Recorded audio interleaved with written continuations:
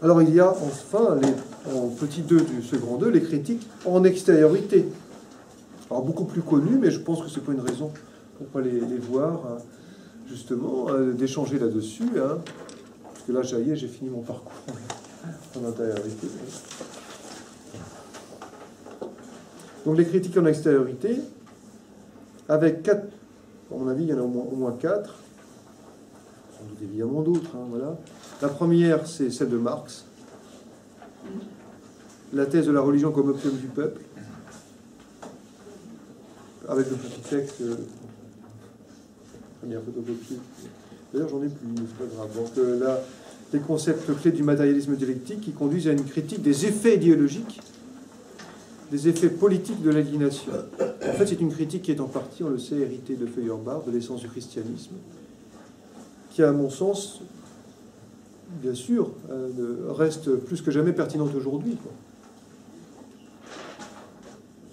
Il y a cette deuxième critique, avec le petit texte, là encore, l'analyse freudienne de l'illusion.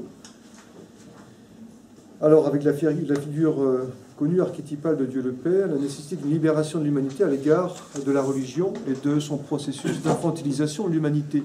Moi, ce qui me paraissait intéressant, par exemple, dans ces passages que j'ai pu voir, mais je ne suis pas spécialiste, on va demander voilà, à ceux qui le connaissent mieux que moi leur lumière là-dessus, mais il me semble qu'il y a chez Freud pas seulement une critique de l'illusion religieuse, mais également il y a un rapport à l'infini, autrement, je veux dire autrement. Être infantilisé, c'est pas seulement redevenir un enfant pour avoir besoin d'être protégé, ça serait aussi être infantilisé pour Freud, hein, refuser d'accepter le caractère problématique du fait d'exister. Vraiment ça. C'est pas seulement l'infantilisation, la protection qui viendrait d'un père qui viendrait sauver l'enfant, qui viendrait le protéger vraiment physiquement, parce que c'est sans doute son rôle, mais aussi le fait que, en fait, ça nous empêche de nous poser toute question sur le sens de l'existence. Ce serait ça l'infantilisation la plus redoutable. Et il y a des extraits, d'ailleurs, des petits extraits, je ne sais pas si j'ai choisi les bons. Il me semble qu'il y a ça chez Freud, dans ce que j'ai pu en lire. Et enfin, la croyance, le petit c, pardon, la croyance n'est pas seulement un fait, une donnée passive de l'esprit, mais c'est bien une conduite, alors on retrouve ce qu'on disait tout à l'heure, une conduite relative à une intentionnalité particulière. Là, ça serait aussi une critique en extériorité, puisqu'on peut très bien critiquer du point de vue sartrien la religion comme étant l'institution d'une réflexion complice. C'est un cas particulier de l'inauthenticité ou de l'esprit de sérieux. C'est un cas particulier du sérieux, voire de la mauvaise foi, ce que tu disais tout à l'heure. C'est un cas particulier de cela. C'est un refus à la fois de la vérité et de la liberté du coup. Et il y a dans les cahiers pour une morale un passage que je trouve, mais il y a tellement de choses dans ce groupe brouillon. À la page 154, dans les cahiers pour une morale, je vous sors, je peux pas les 3 premières phrases seulement de ce passage, mais enfin il y en a beaucoup. La religion, comme structure universelle de la réalité humaine, c'est l'opération qui présente l'être comme ayant pour structure intime le devoir-être. Elle est en deuxième recours justification du statu quo et des privilèges, mais originellement justification du sujet.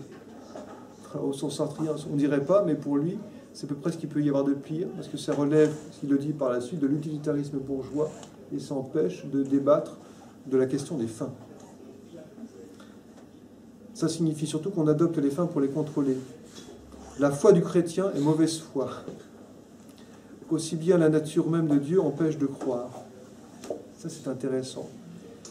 Non seulement parce qu'elle est contradictoire, mais parce qu'elle est opposée à la structure psychologique de la croyance. Autrement dit, enfin, autrement, mais là, ça demanderait de prolonger, etc.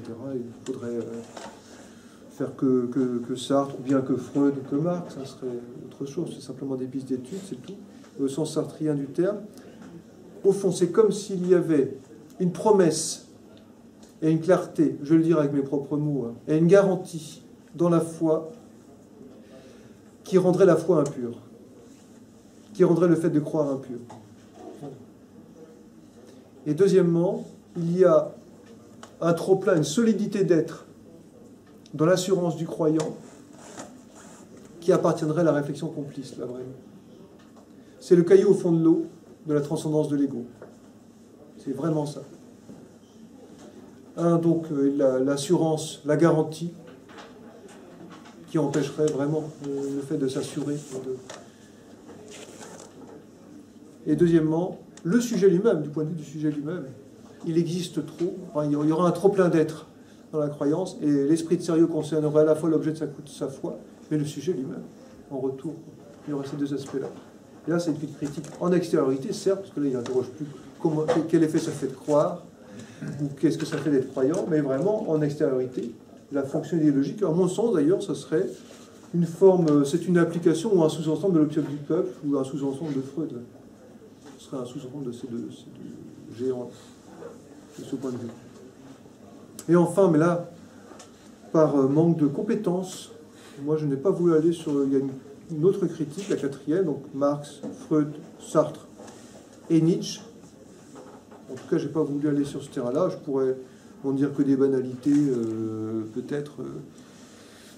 Il y a une radicalité critique chez Nietzsche, hein, bien sûr, que je ne vais pas évoquer ici par manque de temps, et tout simplement parce que je ne suis pas certain d'avoir les compétences nécessaires et par manque de temps de travail consacré à cet auteur-là, ici.